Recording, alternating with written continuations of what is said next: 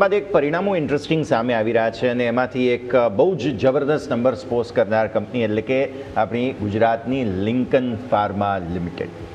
Lincoln ફાર્માના numbers તમને એક વખત બતાવી દઈએ. પહેલાં તો નફો આવક બધાની અંદર સારો સુધારો આવતો જોવા મળેલો છે. માર્જિન્સ એકદમ ઇન્ટરેસ્ટિંગ જે છે તે ખાસ બનતા જોવા મળી રહ્યા છે અને ફાર્મા બિઝનેસના હિસાબે તમે ફોર્મ્યુલેશન વગેરે આ તે બધાના હિસાબે જુઓ તો પણ બહુ જ સરસ પરફોર્મન્સ જોવા મળી રહ્યું છે. લિંકન ફાર્માસ્યુટિકલ્સના ડિરેક્ટર મુંજલ પટેલ અત્યારે આપણી સાથે જોડાઈ રહ્યા છે. મુંજલ સર, સ્વાગત. સૌથી પહેલાં તો ગુડ આફ્ટરનૂન સર, અને પહેલાં તો congratulations, brilliant set of numbers, અને તે બાદ સ્ટોકમાં જોઈ રહ્યા છીએ એક્શન પણ ભરપૂર છે. પહેલાં સમજાવો સર, ઓવરઓલ બોટમ લાઈન આપી દો, કઈ રીતે નંબર્સમાં આટલું સરસ પરફોર્મન્સ આવતું જોયું આપણે યર ઓન યર કે ક્વાર્ટર ઓન ક્વાર્ટર બંને પર્સપેક્ટિવથી જોવા જઈએ તો બહુ જ સરસ નંબર્સ આપણને જોવા મળી રહ્યા છે sir. Thank you firstly, Yashvi.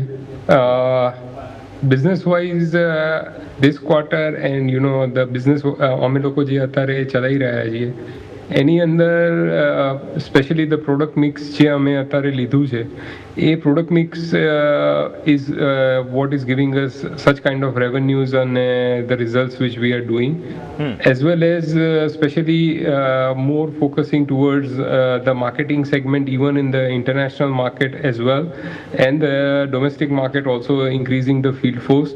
Both are contributing to the numbers of the sales what you are looking at.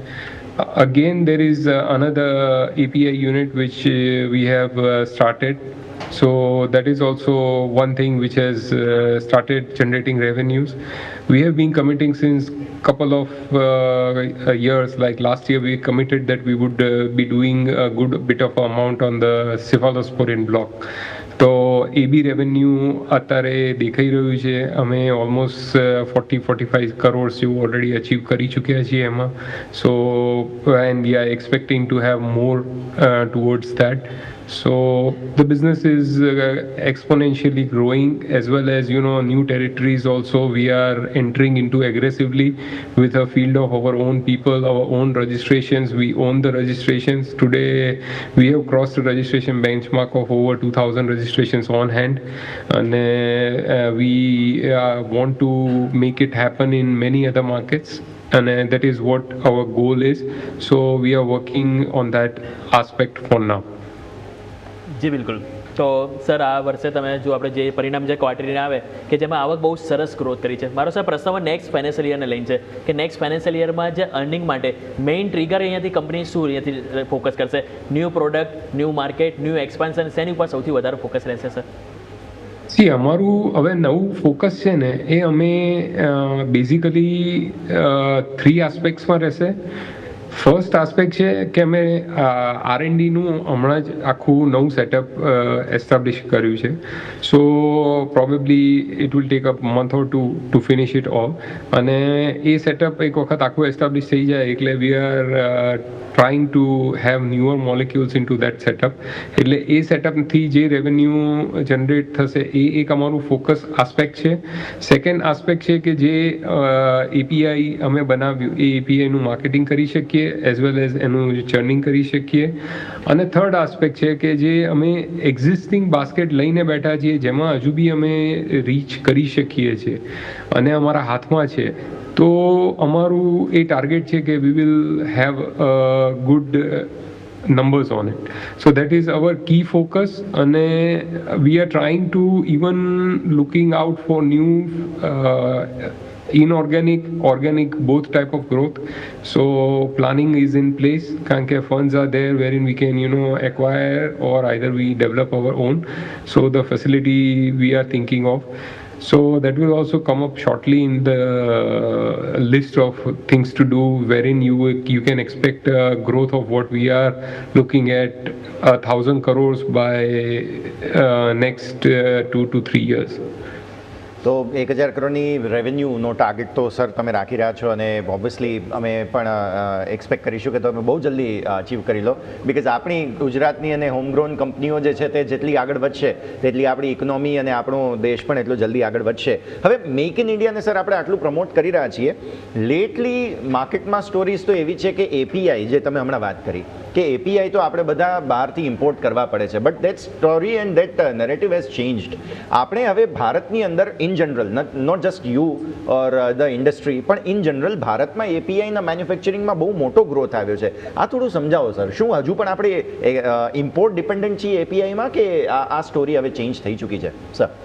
Four Lincoln if I see કે અમે લોકો જે ઇમ્પોર્ટ કરીએ છીએ અત્યારે, તો હાર્ડલી અમે not even I would say 1% of my સેલનું ઇમ્પોર્ટ થતું હશે એપીઆઈ.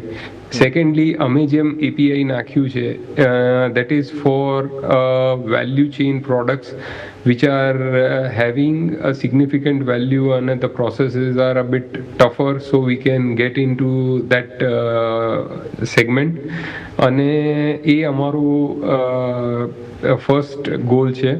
અને India as a API has grown so fast અને ઇટ ઇઝ ગ્રોઈંગ ઓલ્સો, અને ઇટ વિલ ગ્રો બિકોઝ બધા જ અંદર અત્યારે સારા કંપનીઝ બધા જ બેકવર્ડ ઇન્ટિગ્રેશન માટે બી વિચારી જ રહ્યા છે અને મોટા મોટા એક્સપાન્શન્સ કરી બી રહ્યા છે, અને that is good for the company also as well as the country also.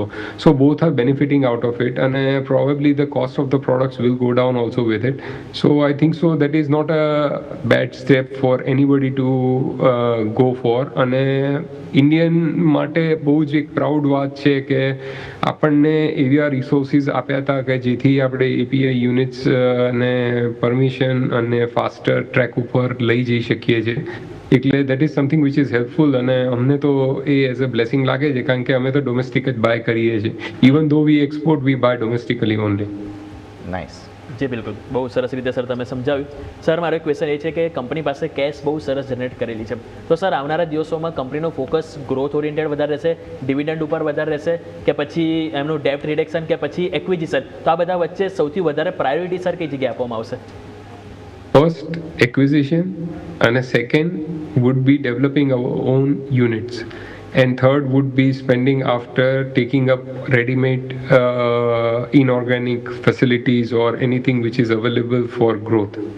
આ ત્રણ અમારા કી મોટિવ્સ છે જે રિઝર્વ પડ્યું છે એમાં. અને ઓબ્વિયસલી 2018થી સર આપણે નેટ ડેટ ફ્રી કંપની બની ચૂક્યા છીએ, અને જે કેશની તમે વાત કરી રહ્યા છો, ઓબ્વિયસલી ઇટ્સ એન અચીવમેન્ટ. આજકાલ હવે આ ફેશન બહુ ચાલી રહી છે કે જ્યાં લોકો પોતાનું ડેટ ઝીરો કરવાના તરફ બહુ પ્રયત્નો કરે છે, but you have achieved it very very earlier, અને વિઝન ક્લિયરલી એ બતાવે છે. Last sir, to sum it up આગળ માટેનું વિઝન, 2030માં આપણે કોમનવેલ્થ હોસ્ટ કરીશું ત્યારે અમદાવાદ ખાસ લાઇમલાઇટમાં રહેવાનું છે, પણ 2030 સુધીમાં તમે જે 1000 કરોડની રેવન્યુની વાત કરી છે, ફોર્મ્યુલેશન્સ, એપીઆઈઝ, રિસર્ચ, ઘણું બધું તમે એકસાથે કરી રહ્યા છો. થોડું વિઝન સર છેલ્લે સમઅપ કરીએ બધા ઇન્વેસ્ટર્સ માટે થઈને. સમઅપ તો હું કહીશ કે 2030 સુધીમાં તો અમે બહુ બધું આગળ કરી ચૂક્યા હઈશું, કે જેથી અમે 100% we would be having double the capacity of what we have right now in terms of manufacturing. Country wise અમે જોઈએ તો અમે જે કન્ટ્રીઝમાં આવીશું એમાં તો 100% we would be way broader spectrum than what we are in terms of products or in terms of the market. And 100% we would be in India also focusing on lot of new segments and new products which will be pilferaged by us, and we will also be kind of amongst the top. Our target is to be amongst the top 30 companies in India. So let's see, and that's what we are going for. And API would be one of a major part to support it in terms of bringing the cost down and giving affordable product. Okay, તો sir ખૂબ ખૂબ આભાર આપનો અમારી સાથે જોડાવા બદલ, and once again sir congratulations for your best performance. Thank you.